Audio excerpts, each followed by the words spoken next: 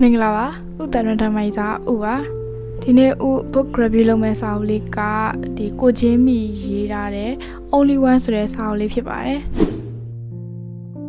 ဒီစာအုပ်ကိုဘယ်လိုဖတ်ပြသွားလဲဥဟိုတနေ့ကအပြင်သွားရင်လည်းဆိုင်တစ်ဆိုင်မှာပေါ့နော်ဒီကိုချင်းမီရဲ့ only one ဆိုတဲ့စာအုပ်လေးကိုတွေ့လိုက်တယ်တွေ့တော့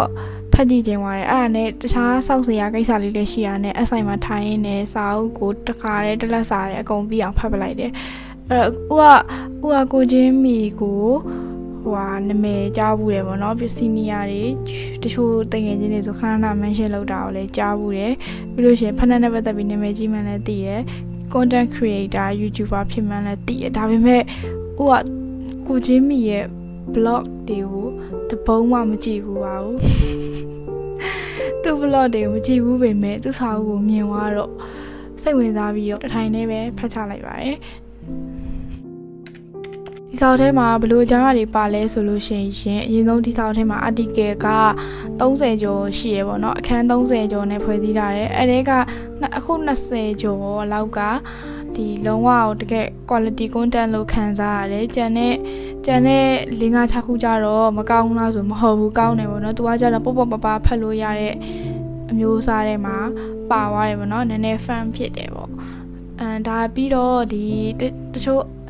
article တချို့အခန်းတွေဆိုလို့ရှိရင်သူငယ်ဘဝကအကြောင်းရင်းတွေပါမယ်နောက်ထပ်တချို့ article ဆိုလို့ရှိရင်သူဘာပြောတာလဲဆိုလို့ရှိရင်သူပတ်စံကိုရင်ရွေးခဲ့လားဘို့လုပ်ချင်တဲ့ဟာတွေကိုအပျော်ပါအရင်ရွေးခဲ့လားဆိုလို့ရှိရင်သူကပတ်စံကိုပဲအရင်ရှာခဲ့ပါတယ်ဆိုတဲ့အကြောင်းကိုသူရေးထားတာရှိရပါတယ်ပေါ့နော်ပြီးလို့ရှိရင်နောက်ထပ်ကျတော့ဒီစီးပွားရေး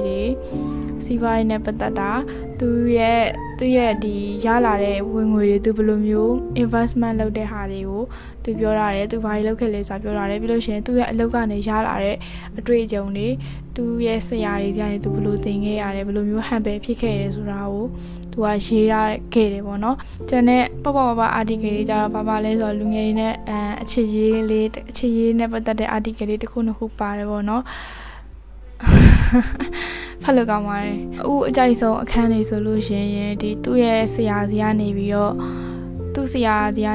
သင်ယူခဲ့ရတဲ့အကြောင်းအရာတွေပုံစံလေးတွေပြီးလို့ရှိရင်သူ့ရဲ့ life မှာသူဘာတွေလုပ်ခဲ့လဲဆိုတာကိုသိလိုက်ရတာတွေကိုတော့သဘောကျတယ်ပေါ့နော်။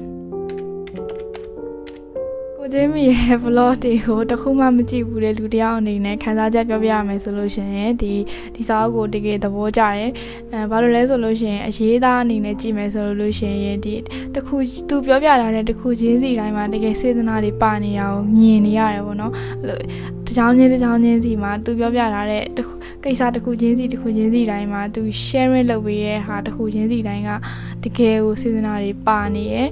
တကယ်ကိုသူညီလေးညီမလေးတယောက်ကိုပြောပြနေတယ်လို့မျိုးသူသိတာလေးတွေကိုသိပါစေသူကြုံရတာလေးတွေကိုသိရပါစေဆိုတဲ့ပုံစံမျိုးနဲ့တကယ်ကို sharing စေတနာပါ sharing လုပ်ထားတယ်လို့မျိုးခံစားရတယ်ပေါ့နော်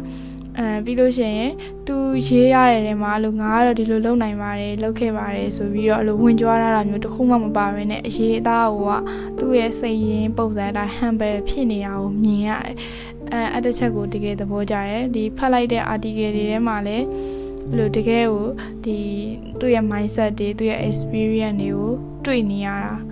ဖတ်လိုက်ရတာတကယ်ကိုတန်တယ်ပေါ့နော်ဒါပေမဲ့နည်းနည်းတိုင်းပတ်သွားတဲ့အခန်းလေးတစ်ခန်းတော့ရှိရဲသူကကြတော့ storytelling လားမသိဘူးအဲ့လိုဝတ္ထုပုံဇာတ်လမ်းပုံစံလေးပြန်ပြောတာအဲ့ဒီမှာနည်းနည်းကိုတိုင်းပတ်သွားတာအရေးသားပိုင်းသတိထားမိရဲ့လူတယောက်အနေနဲ့ဆိုလို့ရှိရင်အဲ့ဒီနေရာလေးကဘယ်လိုမျိုးဖြစ်သွားလဲဆိုတော့နည်းနည်းတိုင်းပတ်သွားတာပေါ့နော်ဒါပေမဲ့အဆင်ပြေပါရဲ့နားလေစွာနဲ့ပဲဖတ်လိုက်တယ်ပေါ့နော်အဲ့တော့အစာကိုပြီးတဲ့အထိဖတ်ဖို့အချိန်က2နာရီကို2နာရီလားမသိဘူးကြာသွားတယ်ပေါ့နော်အဲ့တော့2နာရီအတွင်းမှာဖတ်ရတာတော်တော်တန်တယ်လို့ခံစားရတယ်အဲ့တော့စာအုပ်အဖုံးကိုဖွင့်အဲ့ဒီအထက်ကဈေးကိုကြည့်လိုက်တော့လေအစမဖတ်ခင်တော့သေးလေးကိုများတယ်ပေါ့ဒါပေမဲ့တကယ်ဖတ်ပြီးပေးရတာတန်နေကွာဆိုပြီးတော့အချိန်ပေးရတာလည်းတန်တယ်ဖတ်ရတာလည်းတန်နေဆိုပြီးတော့ဖြစ်သွားတာပေါ့နော်ဖတ်ကြည့်တင်တယ်ဖတ်ကြည့်စေချင်တဲ့သူတွေရှိလားဆိုရင်တော့ရှိတယ်ကိုရိုင်းကလည်းဒီလို content creator တယောက်ဖြစ်ချင်တယ်ဒါမှမဟုတ်လေအဲ့လိုကိုယ့်အနေကို step လေးတွေလုပ်နေတဲ့လူငယ်လေးတယောက်ဆိုလို့ရှိရင်သူ့စာအုပ်လေးကိုဖတ်ကြည့်ဖို့ recommend ပေးတယ် ဖတ်လို့ကောင်းတယ်ပေါ့နော်သူရဲ့ mindset တွေ experience တွေရတယ်ဆိုတော့တကယ်ကိုဒီအတွေ့အကြုံကိုတက်တန်ရလိုက်တယ်လို့ပဲအားကြောင့်မလို့ဖတ်ကြည့်ဖို့တိုက်တွန်းပါတယ်။ဥကတော့လုံးဝတကယ် share ကြီးဖတ်ပလိုက်ဆိုရင်တော့ book review တက်ကတော့ဒီလောက်ပါပဲ။ဒီစာကိုချင်းမြရဲ့စာအုပ်လေးကိုဥလိုမျိုးစိုင်းဒီဇိုင်းတွေမှာတွေ့ခဲ့မယ်ဆိုလို့ရှိရင်သေချာပေါက်တစ်ထိုင်နဲ့အချိန်ပေးပြီးတော့ဖတ်ခဲ့ဖို့ပြောချင်ပါတယ်။တတား